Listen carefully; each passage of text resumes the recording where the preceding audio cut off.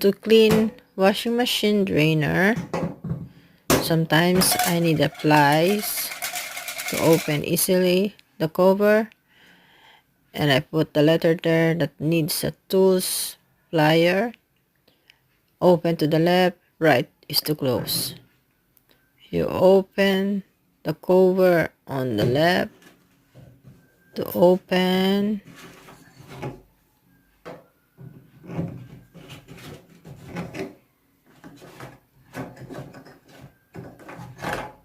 and you will see inside there's a side, both side of it, some other side is thicker, and inside the hole there's a curve that you have to put the thicker side, and to the right is to close.